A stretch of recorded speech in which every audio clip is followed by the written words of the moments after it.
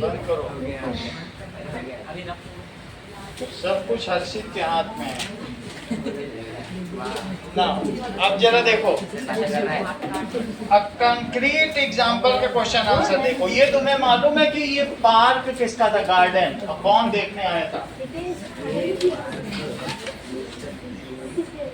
That is miss, सुनिए, Mrs John का garden है और रेजिनाल्ड आर्केल देखने आए थे, जो इसके पोएट हैं। सर ये पढ़ा दी थी कंक्रीट एग्जाम्पल। कंक्रीट का मतलब सही उदाहरण। एक होता है कि कंक्रीट का मतलब क्या होता है, सीमेंट का उदाहरण। इसके दो अर्थ हैं, दैट इज सीमेंट का उदाहरण। और कंक्रीट का क्या मतलब होता है, सही उदाहरण। जब एक ही शब्द के दो अर्थ निकले उसे क्या कहते हैं, डू ब्लेंटेंड्रे, यानी द्वि अर्थी शब्द, एक ही के दो अर्थ हो। तो that is I have always clash with my pencil but I keep on sharping it. मैं उसे शार्प आंसर देती रही और एक एक शार्प करती रही। तो दो चीज है, ठीक है। But I kept it sharp, always I kept sharp. तो शार्प पेंसिल को भी किया जाता है और मैं खुद शार्प रही। तो जब इस चीज को कहते हैं तो कहते हैं द्विअर्थी शब्द। यहां पर भी दो अर्थ है, तो इसलिए इसको कहेंगे डू ब्लेंटेंड्रे।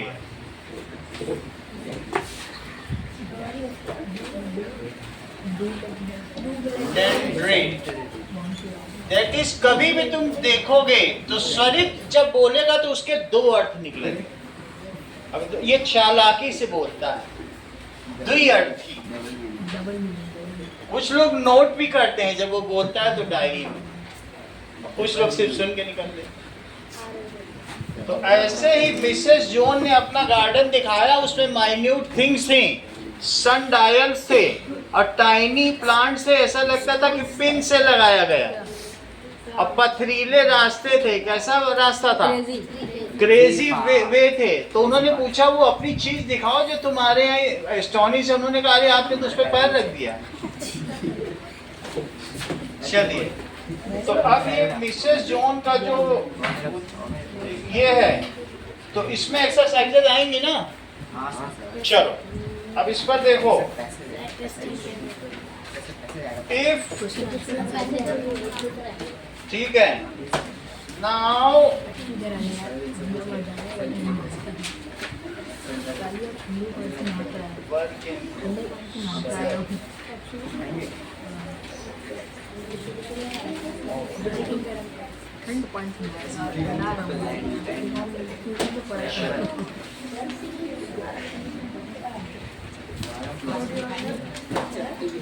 नाउ इस चीज को पन भी कहते हैं। Complete the following summary with exact words. Let us discuss पे आओ। बात नहीं करिए। Let us discuss. Complete the following. The poem describes Mrs. Jones, the speaker next door.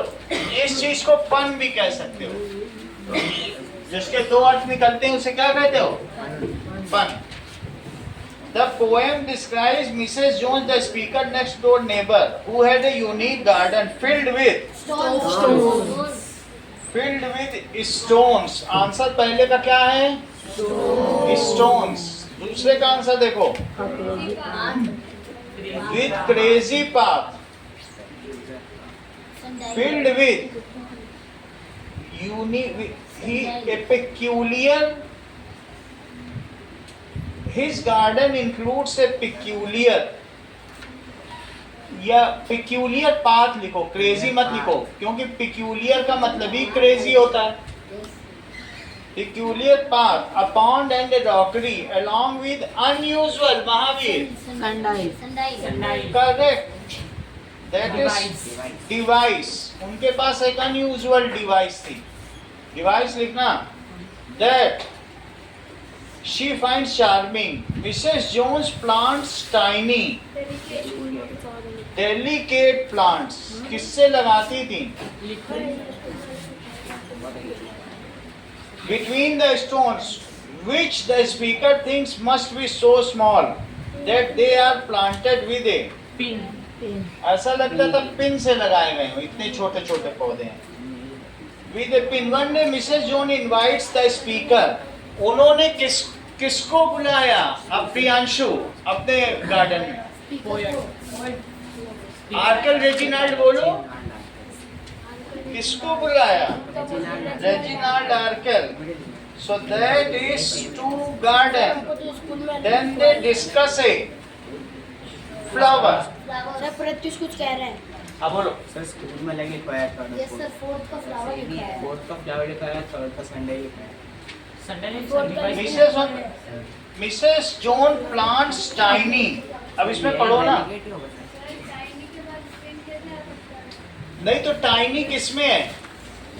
देखो फोर में कहा पिन लिखा है? Mrs John plants. तो कहाँ लिखा है? बुक में देखो. सर फोर्थ में लिटिल प्लांट्स आएगा. हाँ ये सर लिटिल आएगा. Little plant between the stones. तो ठीक है, टाइनी प्लांट्स ही तो है ना. तो फोर्थ में क्या है? टाइनी. लिटिल और डेलिकेट एक ही मतलब है. नाजुक. डेलिकेट का क्या मतलब है? नाजुक. टाइनी भी लिखोगे, लिटिल भी लिखोगे तो दोनों का तो एक ही मतलब हो जाएगा. टाइनी करके लिटिल लिखोगे तो एक ही बात हो गई. तो इसका मतलब नाजुक है. नाजुक पौधे, छोटे पौधे लगाती थी. वो छोटे फ्लावर जमीन में थोड़ी गाड़ता है. फ्लावर गाड़ोगे तो क्या पेड़ उगेगा? फ्लावर से पेड़ नहीं निकलता है. अगला देखो, 6th क्वेश्चन. बात नहीं करो, ठीक है? That is 6th question. हाँ प्रत्युष यादव 6 का बताइए. And they discuss a flower. Discuss a flower that Mrs. Jones treasures, जो मिसेस जोन का खजाना था. When the speaker asked where the lovely flower is, lovely flower कहाँ है? आपके पैरों के नीचे. तो वो बोलती हैं that has been standing. Note करो प्रत्युष. नोट नहीं कर रहे हो क्या? एक कोई नहीं कर रहा तभी बातचीत हो रही है. अर्षित नोट करो, नहीं तो अलग बैठो. ये बच्चों की आदत बिगड़ जाएगी. You are making them foul. अब तुम्हारे लिए रुके क्लास सारी पूरी. वेट कराओगे क्लास को. लिख लिया. चलो. The tone of poem is, कैसी है? That is second, fourth and fifth. Humorous, amusing and light-hearted. Amusing का मजा देने वाली. Humorous.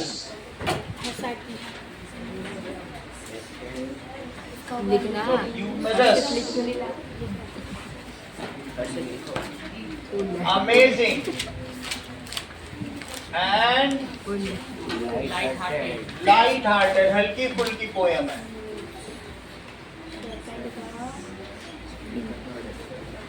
अगला देखिए. The speaker in the poem is, वो क्या है? स्पीकर. The poet. पोएट गया था उनके यहाँ देखने के लिए और फिर उसने पोयम लिख दी. That is the speaker in the poem is the poet.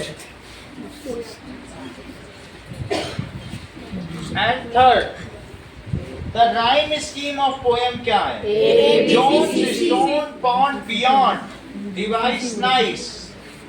देखो, Jones stones pond beyond, device nice.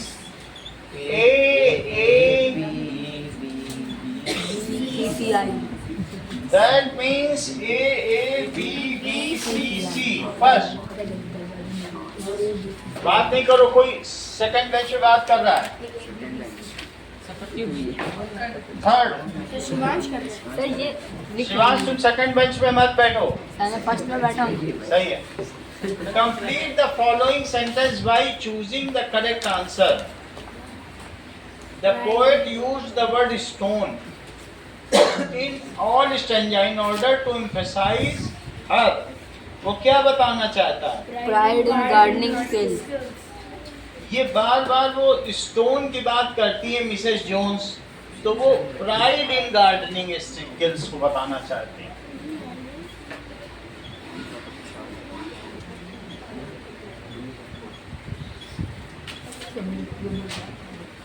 अगला देखिए, ठीक है। The poet used imagery to describe the features of garden that left readers. Visualize the garden imagery का मतलब है कल्पना का प्रयोग करना, जिससे तुम्हें चीजें पता चलती जाए। वो छोटी छोटी चीजों को डिटेल के साथ बता रहा है, उसको इमेजरी कहते हैं, इमेजिन करते हैं। वहाँ एक सोफा बिछा था, उसके ऊपर मसनद रखी हुई थी, उस पे गुलगुले गद्दे थे, पूरा बता देगा। ऐसे जमीन गलीचे पे था, तो उसको इमेजरी कहते हैं, ठीक है। 2 तो श्योर इसका आंसर क्या है सेकंड का? Visualize the garden particular nature. Visualize the gardens particular nature. Peculiar. हाँ, peculiar nature, peculiar nature, विशेष गार्डन था उनका। गार्डन बिल्कुल पेक्यूलियर था, बिल्कुल छोटी छोटी चीजों पे वो ध्यान दे रही थी जिस पे कोई ध्यान ही नहीं देता है। Pick examples of alliteration from the poem. तुमको चौथा अनुप्रास अलंकार छांटना है। पिक एलिट्रेशन, ये जरूर आता है। एलिट्रेशन का मतलब जानते हो? अनुप्रास जिसके पीछे वो आता अलंकार, समझिए। अलंकार का मतलब कोई चीज रिपीटिशन ऑफ वर्ड्स, जैसे जाबु जाबु जीव जड़ जो है जग जामिनी देह गहने जानू जैसे घन दामिनी हाट बाट कोट ओट अट्टन आगार पर दौड़ दौड़ खौर खौर दीनी अति आग है। ऐसे वही चीज बार बार आए। मन मना बहुमत भक्तो मध्य जी माम नमस्कुरु मामेव्य प्रपद्यन्ते माया में ताम तरंती थे। माँ वर्ण की आवृत्ति हुई है। चाचा ने चाची को चांदनी चौक के चौराहे पर चांदी के चम्मच से चटनी चटाई। चारु चंद्र की चंचल किरणें खेल रही हैं जलथल में और स्वच्छ चांदनी बिछी हुई है अवनी और अंबर तल में। तो किसी चीज की वर्ण की आवृत्ति, ठीक है। सो देयर वाज ए सी शोर नियर द शोर, जैसे एस एस की बार बार आवृत्ति हो जाए तो फिर वहां शी शेल नियर द सी शोर, शी शेल पाया नियर द सी शोर। इसको कहते हैं एलिट्रेशन। एलिट्रेशन के 4 प्रकार होते हैं, एजोनेंस, कंसोनेंस, उन्हीं के बारे में अगला बताया गया, वो मैं अब कर। हाँ बोलो। कुछ भी होना चाहिए। अनुप्रास अलंकार का मतलब बाद में भी आ सकता है, पहले भी आ सकता है। पहले अगर आ जाए तो छेकानुप्रास, अंत में आ जाए तो अंत्यानुप्रास। अंधकार दूर था, झांक रहा सूर था, कमल डोलने लगे, कोश खोलने लगे, रात की सभा उठी, मुस्कुरा प्रभा उठी, घूम घूम कर मधुप, फूल चूम कर मधुप, गा रहे विहान थे, गूंज रहे गान थे, रात से मिला पता, चांद का न था पता, तुहिन बिंदुगत कहीं छिप गए निखट कहीं। ऐसे लास्ट में आ रहा है तो आया तो उसको कहेंगे अंत्यानुप्रास। पहले आया तो छेकानुप्रास, बार बार आया तो वर्त्यानुप्रास। समझ में आ गया? एक ही लेटर आया तो लाटानुप्रास। एजोनेंस, कंसोनेंस। अगर बहुत डिटेल चाहिए तो स्वरित से पूछो, अदरवाइज जितना हम बता रहे हैं स्वरित को चीजें सब पता है, इनका सब पीएचडी है। अब ये देखो, एलिट्रेशन का एग्जांपल लिखो, ये आएगा समझ में तो आ गया ना अनुप्रास क्या होता है। चलिए, that is puts plants. 2 example लिखना है, पुट्स प्लांट्स। और दूसरा कौन सा है? Flower for quite a quarter. Flower for quite a quarter. बात नहीं करो, अगर आता भी है तो चुप रहो, नोट करते जाओ। आता बैठो थोड़ी देर। ये देखो इसको सब पूरी बुक आती है, ये चुपचाप बैठा है कि नहीं। फ्लावर, अर्थ, क्वार्टर और क्यू क्यू भी आया। और अगर मान लीजिए वॉवेल की भी एक होता है एजोनेंस, आवाज वही निकल रही, फ्लावर, क्वार्टर, तो वो भी है। क्वाइट, क्वार्टर, क्यू क्यू भी आ रहा है। तो यहाँ पर दोनों तरीके, पुट प्लांट्स तो है ही है, दोनों आंसर लिख देना। अगला सवाल देखिए, आगे चल के दीज आर और 4 अलंकार दिए गए, इनको कहते हैं फिगर ऑफ स्पीच। 5 नंबर का आएगा ये क्वेश्चन, ये बिल्कुल इंपॉर्टेंट है। अब देखो रिफ्रेन किसे कहते हैं, बोलो। रिफ्रेन इज ए रिपीटेड, यही रिफ्रेन है। तो फिफ्थ कौन सा है? सर वो 5 मार्क्स का क्या है? 5 मार्क्स का है, मैं भी समझा रहा हूं ना। दैट इज, ये चीज है यहाँ पर, ये जो मैंने तुम्हें बताया ये किसका उदाहरण है? एलिट्रेशन। क्या तुम्हें ये लग रहा है कि इस पोएम में कोई चीज बार बार आई है? If something is repeated in poem, then it is called refrain. My next door neighbor, Mrs. Jones. So refrain, if anything is repeated in poem, is repeated in poem again and again. तो ये बार बार लिखो, again and again। इस पे 1 number मिल जाएगा। My next door neighbour,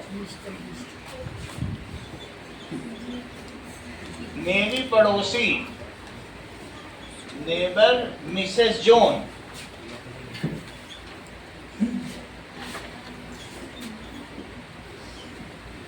garden दिखाने के लिए बुलाया, खिलाया पिलाया कुछ नहीं। आयरनी, देखो आयरनी किसको कहते हैं? लिटरली डिवाइस डिफरेंस, ठीक है, between expected and what actually happens. क्या सोचा था और क्या हो गया, इसको आयरनी कहते हैं, ठीक है। दैट इज, आयरनी का क्या मतलब होता है? क्या हो गया? आयरनी का मतलब something is expected but something opposite happened। चलो चलो फूल दिखाएं, कहाँ है फूल? पैर के नीचे दब गया। So that is, समझ में आया? That is, हम लोग बहुत तैयार होकर जा रहे थे मेला देखने, तभी काली बिल्ली रास्ता काट गई। सोचा कुछ हो कुछ और जाए, उसको आयरनी कहते हैं। हाँ, क्या सोचा था और क्या हो गया? जरा इसका आंसर बताओ। That is, where is the flower? You are standing on it। Irony हो, बात नहीं करो, लगातार बात करियो। Where is the flower? I ask, where is the flower? उसका तगादा तो नहीं है तुम्हारा कोई? उससे तगादा मांग रहे ना, जो पिछला पैसा दिया था वो दे नहीं लिखे जिनस ने। Where is the flower? She replied, अब तगादा मत मांगना। She replied, you are standing on it। ये आयरनी है। You are standing on it। ये दिया रहेगा, ये पूछा जाएगा ये कौन सा फिगर ऑफ स्पीच है। ये सभी जो हम पढ़ रहे हैं इसको क्या कहते हैं? Figure of speech. Figure of speech का एक पार्ट ऑफ स्पीच होता है, जैसे वर्ब, नाउन, प्रोनाउन। एक होता है फिगर ऑफ स्पीच, भाषा के अलंकार, भाषा के गहने। यत अलंकरोति इति अलंकारा। जैसे स्त्री की शोभा गहने से होती है, वैसे काव्य की शोभा, पोएट्री की शोभा वर्ड से। तो जो अलंकृत कर दे, सजा दे, उसे फिगर ऑफ स्पीच कहते हैं।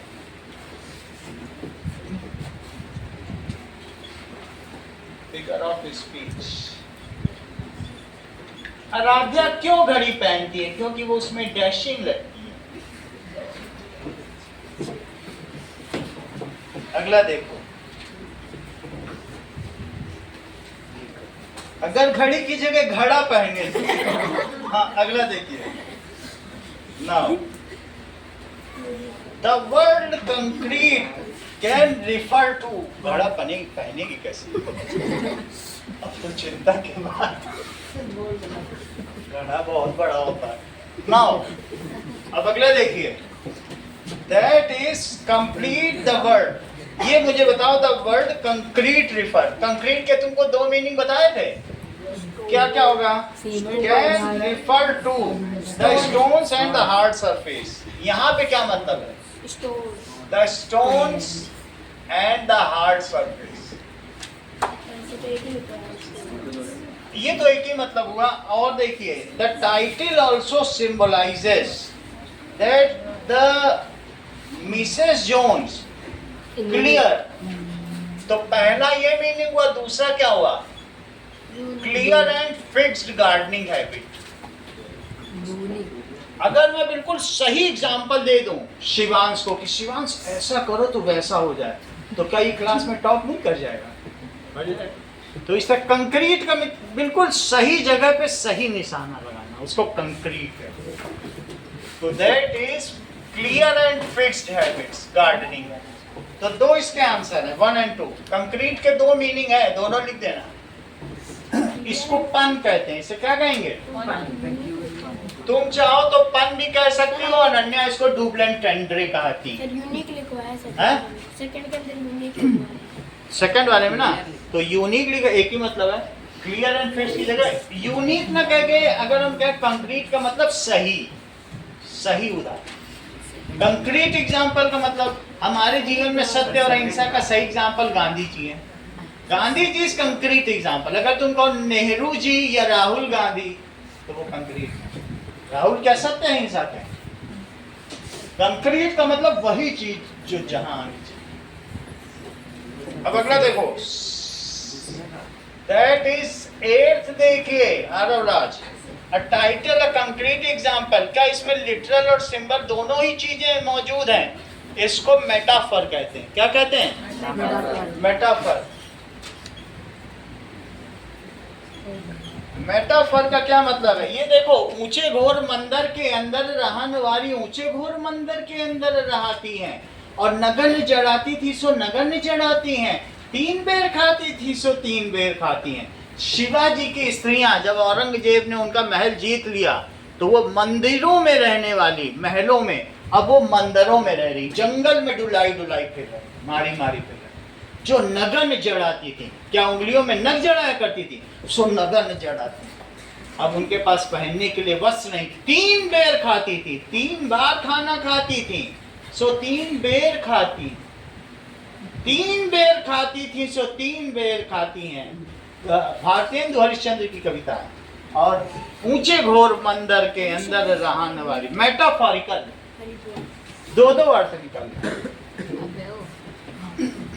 अगला देखिए, that is I tried arguing with my pencil. जरा चेक करो मेटाफर, बिल्कुल वही चीज लिख दी है। तो मैं उसको, but it keep making sharp points. मैं अपनी पेंसिल से आर्ग्यू कर रहा था, लेकिन पेंसिल शार्प पॉइंट्स रख रही थी, मैं नहीं रख रहा था। बट इट कीप, वो इसका मतलब मेरी पेंसिल बहुत तेज थी, और शार्प पॉइंट्स का मतलब इसके पॉइंट्स शार्प। दो अर्थ हुए कि नहीं? मैं अपनी पेंसिल से बातें करता था, वो शार्प पॉइंट्स रखती थी। और my pencil and I had a disagreement, but we finally got to the point. हम दोनों में कई बार झगड़ा भी हो जाता था, लेकिन हम फिर पॉइंट पे आ जाते, मतलब की बात पे आ जाते हैं। और दूसरा है कि हम मतलब पे आ जाते हैं। तो मेटाफर हो गया कि नहीं? Any sentence which has 2 meaning is called metaphor. If something is repeated it is called, सोचा क्या था, क्या हो गया, it is called.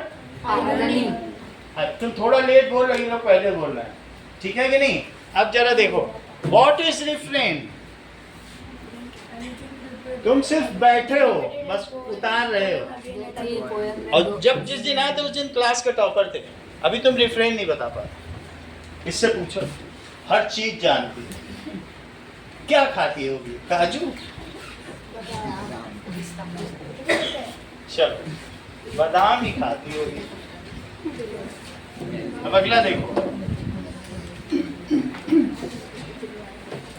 Now next is question answer देखो अनसीन पैसेज के. What can be inferred about Mrs. Jones' taste in gardening from the description of her garden being full of stones? सब चीजें लिखिए, चाहे लिखा हो तब भी लिखिए. So that is what can be inferred. She prefer. वो क्या करती थी बोलिए? आंसर क्या लिखा हुआ है आपके में पहले का? Let us think and reflect. And reflect. तो पहले का आंसर क्या है? She used unusual garden design. She used unusual. Garden, उनका गार्डन पेक्यूलियर था. Garden design. और क्या था? She had peculiar things in her garden. And she had. बोलो कौन सनडायल रखता है जबकि आराध्या घड़ी पहनती है? Peculiar things in her garden.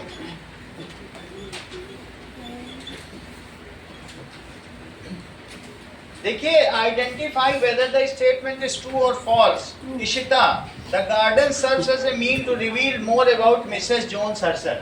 Garden के बारे में ज्यादा बताता था कि मिसेस जोन्स के बारे में? Mrs Jones. हाँ, तो ये ट्रू है कि वो खुद ही पेक्यूलियर थी. Now what does the poem mean by crazy path? यहाँ क्रेजी पाथ से क्या मतलब है? That odd and irregular path. It tells about सीधा साधा रास्ता नहीं था, ऑड रास्ता था, एंड इररेगुलर. एक पैर यहाँ रखो तो फिर एक यहाँ रखो, फिर यहाँ रखो, फिर यहाँ. Odd and irregular path. और फिर भी उनके पिन जैसे फ्लावर में पैर पड़ी जाता. What does the sundial with a strange device suggest about the Mrs. Jones' personality? Sundial इनके बारे में क्या बताता है? She has a fascination with unusual item. She has. वो जो चीज किसी को नहीं पसंद आती थी वो उनको पसंद आ जाती थी. अब अगला देखिए. ये होगा ना? हाँ? बोर्ड का तो ये होगा. ये होगा. Fascination, ए लिखो. अब अगला देखिए, second. How does Mrs. Jones feel about her garden? Support your answer with evidence from the poem. वो अपने गार्डन के बारे में क्या फील करती थी? So takes pride in her unique garden. वो लोगों को बुला बुला के दिखाती थी. And She takes pride. in her unique. ठीक है? In her unique garden. And She takes pride in her unique garden. वो उस पे बहुत घमंड करती थी. जैसे आराध्या का मेरी आंख में कुछ चला गया है, मरते देखो मेरी घड़ी में कितना बजा है, तो वो कहेगी वाह वो क्या घड़ी है तुम्हारी, मजा आ गया देख.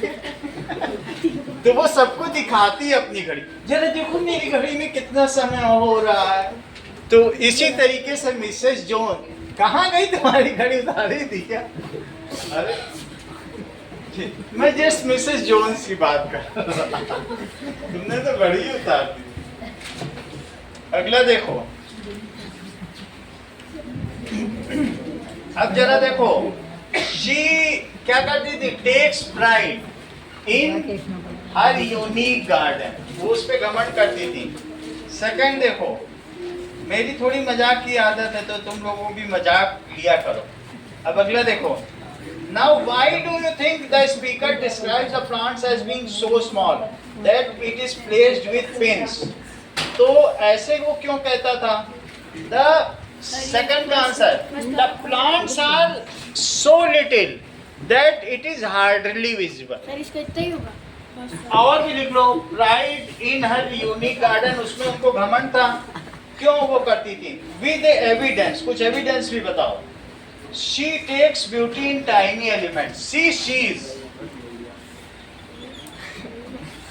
ब्यूटी, जितनी छोटी चीज होती थी वो उसे उतनी सुंदर समझती थी, इन टाइनी एलिमेंट्स।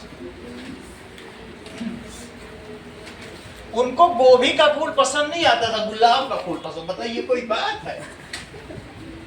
छोटी चीज पसंद आ रही है। इतना काफी है। हैं?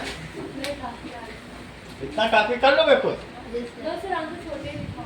अच्छा छोटे छोटे करना, ठीक है। Why do you think the speaker describe the plants as being so small that they could be?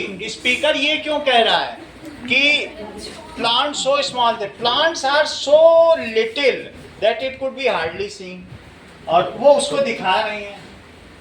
The plants are so small that it could be hardly seen.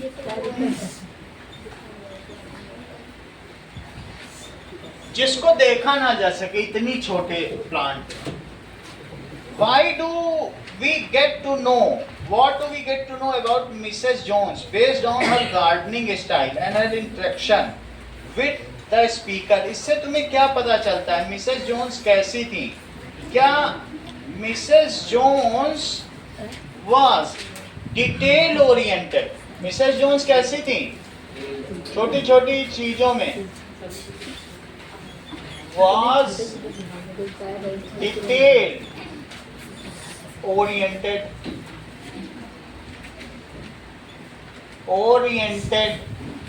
Eccentric तुम लोग समझते हो? सेंटर आउट, सेंटर पे ना होना, centre से दूर चले जाना। जब सब लोग किसी चीज के सेंटर की बात करते हैं, मुख्य बिंदु पर आते हैं, वो मुख्य बिंदु छोड़ देती है, उसको कहते हैं उत्केंद्रित, सेंटर आउट हो गए। वो मेन चीज छोड़ के छोटे छोटे फूल पे ध्यान दे रहे हैं और कहीं नहीं ऐसे चलो फिर वैसे चलो तो कितनी मुश्किल हो रही चलने में। सो शी वाज एक्सेंट्रिक, वो सेंटर आउट हो चुकी थी, दिमाग से पैदल हो गई, दैट इज एक्सेंट्रिक। और अब उन्हें डॉक्टर साहब की जरूरत है। And value those things which others में ओवरलुक, उन चीजों पे ज्यादा ध्यान देती थी। नोट नहीं कर रहे? एंड वैल्यू दोस थिंग्स, ये लो, अब तक तो लांबा से ले भी आते हैं। एंड वैल्यू दोस थिंग्स, कुछ लोग तो खून से भी लिखते हैं। ठीक है, पढ़ाई के प्रति है किसी में crazy. Value those things which others में ओवरलुक, विच अदर्स, बात नहीं करो, में ओवरलुक। चौथे सवाल का आंसर देखो। The poem portrays Mrs John is a positive light. कैसे तुम्हें पता फिर भी उनमें पॉजिटिविटी थी? She was having a gardening habit, she was having craze about gardening, craze about gardening. Love to nature is a positive sign of her. Love to nature. क्या nature को पसंद करना एक अच्छा चिन्ह है? Yes.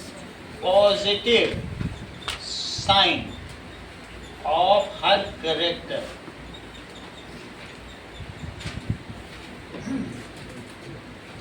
Now, question number 5. What does the poem tell us about the way people think differently?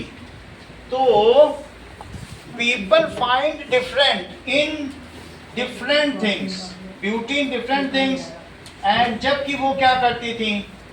सर्दी लग रही है।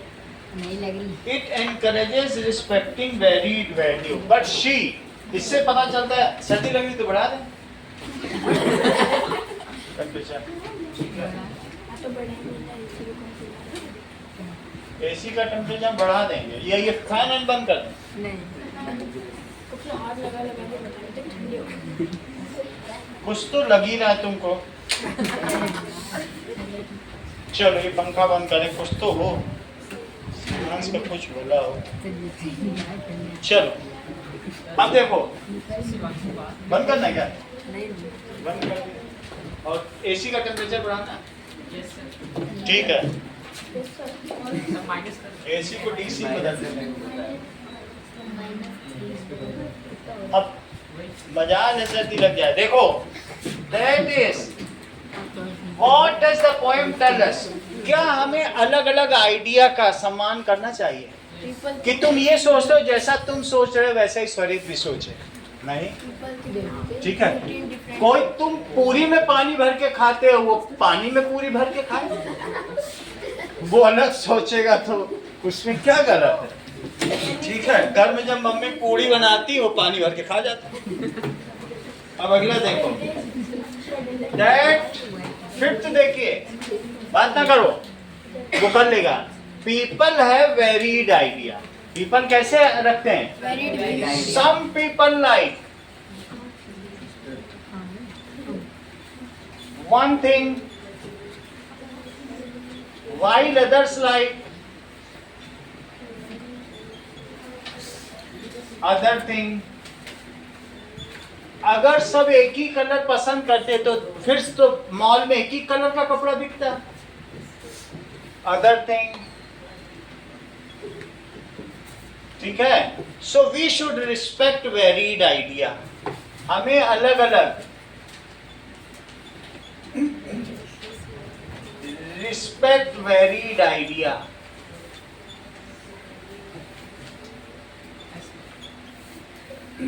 ये चीज है। कुछ लोग पनीर की सब्जी खाते हैं, कुछ पनीर की चाय खाते हैं। हर एक का अपना टेस्ट है, किसको तुम बदल दोगे? Let us learn. नोटिस नहीं आएगा। नोटिस तो आएगी। अब देखो, ये पढ़ो, सिनोनिम पढ़ो। बात नहीं करो, सिनोनिम देखो। स्ट्रेंथ का मतलब बताओ। तब भी स्ट्रेंथ का मतलब बताइए। पेक्यूलियर। अच्छा, जिसमें अंडरलाइन है, नाइस। नाइस का क्या मतलब है? That is charming. सुंदर कहते हैं, प्रेजेंट तो खुशी देने वाला होगा। ये सिनोनिम कहते हैं। इन सबको क्या कहते हैं? पर्यायवाची। तो सिनोनिम्स। अब अगला देखो, डेलिकेट। डेलिकेट का बताओ। बहुत अच्छा, सब आदमियों को पता है। Where is this lovely thing? वो घड़ी से देख देख बता रही होगी, सब उसकी वैसी घड़ी होगी, डिजिटल। नाउ क्राइड, डिजिटल है क्या? घड़ी का हमें पता है, जब भी तुम पिक्चर देखे हो उसमें सब। नहीं नहीं, दैट इज क्राइड। क्राइड का क्या मतलब है? वो Mrs John cried, that is exclaimed. Exclaim का मतलब है सडन एक्सप्रेशन, अरे तुम तो उसी तो खड़े हो। एक्सक्लेम का मतलब है विस्मयादिबोधक वाक्य। Wow, what a tragedy, alas I lost my घड़ी। ऐसे कि hurrah we won the match. ये सब exclamatory. What you have done it. Exclamatory. इसको क्या कहते हैं? क्राइड को क्या कहेंगे? Exclaimed. Deep and sudden expression. Exclaimed का मतलब समझ गई? जैसे मान लो उसमें से कोई क्रैब या स्पाइडर निकल के हिमांशी तुम्हारे पास आ जाए और तुमसे बात करना चाहे तो तुम एक्सक्लेम नहीं करोगी। अच्छा, अगला देखो, इम्प्लीमेंट। अगले पेज पे आ जाओ। नहीं आएगा? ठीक है, फिर बताओ क्या क्या आएगा। नोटिस लिखो 25 पेज पे। तो हम आपको एक नोटिस का फॉर्मेट पता है। 25 पेज पे। 25 पेज पे। चलो अभी बता रहे। Notice You club of your school draft a notice informing the students of grade 6 to 8 about the inauguration of herb garden. चलो, नेचर क्लब है तुम्हारे स्कूल में और तुम 5 बच्चों ने मिलके उसको बहुत सजाया है। अब तुम लोग सब बच्चों को बुलाना चाहते हो, 6th से 8th के बच्चों को कि चलो तुमको स्कूल में हमने गार्डन बनाया, प्रिंसिपल ने एक जगह दी थी, आओ फीता काटेंगे और वहां समोसे बनेंगे। तो अब नोटिस लिखो। Now let us right it. चलो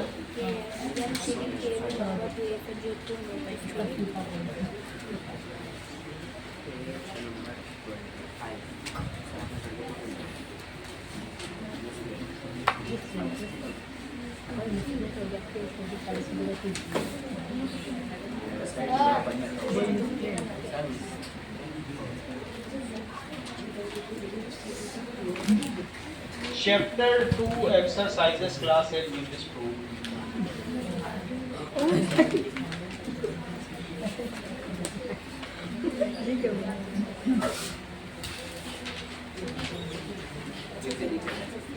चलिए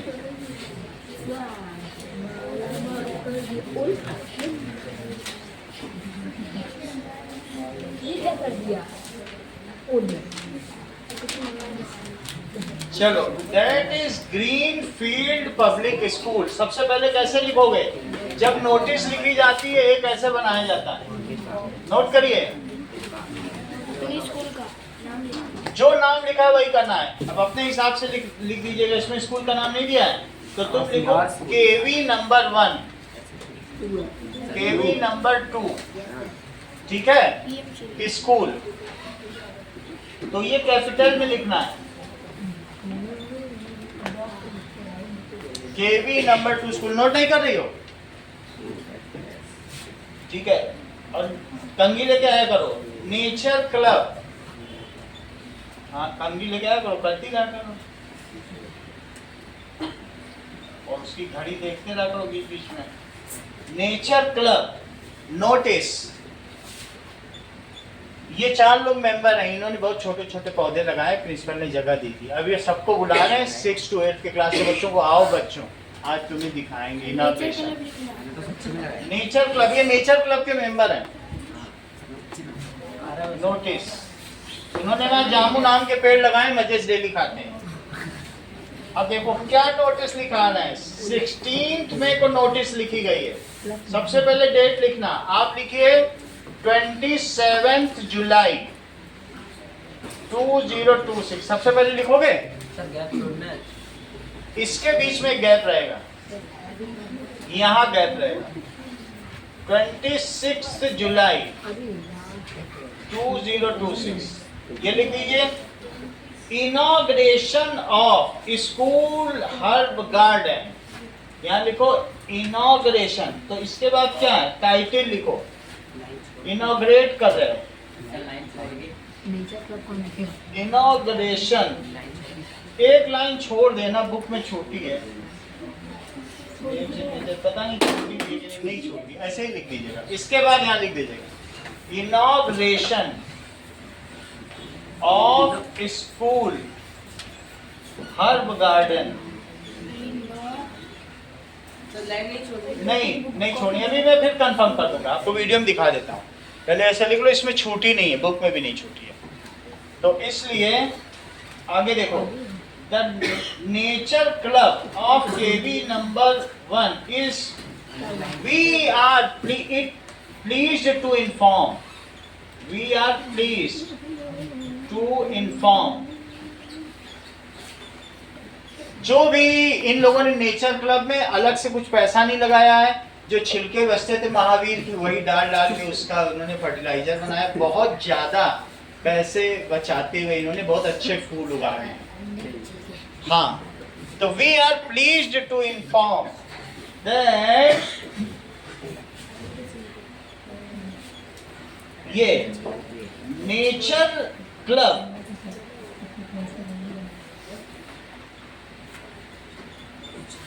club of KV number 2. Number 2 is going to be inaugurated. Going to be inaugurated. इसका उद्घाटन होने वाला है on 29th July. On 29th July Sunday को करेंगे. सर इनॉग्रेशन ऑफ स्कूल के बीच और बीआर प्लेस के बीच में नहीं लिखवाया गया। गैप तो नहीं है, इसमें भी नहीं है. ठीक है, अभी देख के गैप बता देंगे, होगा तो मैं यहाँ पे वो बना दूंगा, फिर से देख लेंगे वीडियो में. अभी आप लिख लो, बॉडी लिख लो. ठीक है, ऑन 29th जुलाई. जहां जहां गैप होगा मैं फिर से रिकन्फर्म कर दूंगा. इनॉग्रेशन होने वाला है. It contains many plants of rare variety. इसमें कौन कौन से पौधे हैं? It contains many plants of rare variety along with label. उसमें लेबल भी लगाइए, कटहल का पेड़ है तो ये किसका है? Rare variety along with label.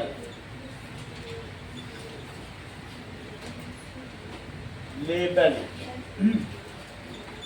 Time of inauguration नीचे लिखे ना, time of inauguration is 9 AM, क्योंकि इस तारीख को तो हो रहा है. ठीक है, टाइम ऑफ नहीं, ये बॉडी ऑफ लेटर है. हाँ बोलो. सर लाइन छोड़नी है. वो मैं देख के बता दूंगा. सर लाइन लिखवाया है. यहाँ पे आप बोल रहे हैं, हाँ, और उसके ऊपर भी छोड़ दी, नोटिस में भी. वो मैं एक बार देख लेता हूँ, नेट पे देख के बता. सर मैं नोटबुक लाई. नोटबुक लाई तो ठीक है, मैं कंफर्म कर दूंगा ना अभी. सो टाइम ऑफ इनॉग्रेशन क्या है? अभी एक बार देख लेंगे नेट में तो वो सही हो जाएगा, फिर तो सबके लिए ठीक हो जाएगा. मैम ने लिखा है तब तो वही लिख ही देना, तब तो गलत कोई कर ही नहीं सकता. सर इसके मैं लाइन छोड़ रही थी, मतलब नहीं छोड़ रही थी. हाँ, तो इसीलिए मैं देख लूंगा. नेट पे जो है बिल्कुल स्टैंडर्ड फॉर्मेट होगा, उस पर देखेंगे. अभी मुझे मालूम नहीं तो मैं अपनी तरफ से कुछ नहीं कर रहा. टाइम ऑफ इनॉग्रेशन आपने लिख दिया. अब नीचे देखो, नेम सिग्नेचर क्लास. नेम आप इसके बाद लिख दीजिए, नेम आरव राज. आरव राज ही अपनी तरफ से कर रहा है. आरव में 2 ही बनाते हो, तो ये अपनी तरफ से इसने नेचर क्लब में कटहल के पौधे लगवाए हैं. वहाँ सबको कटहल मिलेगी. और नेम हो गया, सिग्नेचर ये करेगा, और क्लास यहाँ पे इसका सिग्नेचर हो गया. और इसकी क्लास लिख दी जाएगी 8th B है कि क्या है? बी है सर, बी है. बी में ये पढ़ता है. अब बात कर देते हैं फॉर्मेट ऑफ नोटिस की. फॉर्मेट ऑफ नोटिस तो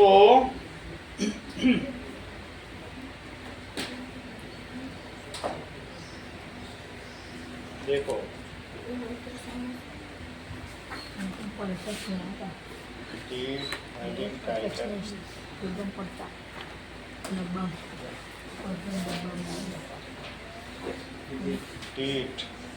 यहाँ भी एक लाइन छोड़ी जाएगी, यहाँ एक लाइन छोड़ो, और इसके बाद इधर, इसके बाद डेट के बाद डेट ऊपर लिखना. ठीक है, 26 जुलाई 2026. फिर इसके बाद टाइटल लिख देना. टाइटल और बॉडी के बीच में भी एक लाइन छोड़ी जाएगी. यहाँ एक लाइन छोड़ी जाएगी, देख लो. Gap, 1 gap, 2 gap, 3 gap. फिर इसके बाद टाइम ऑफ इनॉग्रेशन इसी के साथ रहेगा, और इसके बाद यहाँ एक लाइन छोड़ी जाएगी. और फिर इसके बाद ऐसा रेक्टेंगल बना देना. नोटिस को हाईलाइट किया जाता है. सही है, इतना ही रखो आज के लिए. सर विद लेवल की और बंद कर दो वीडियो. इनॉग्रेशन की भी जगह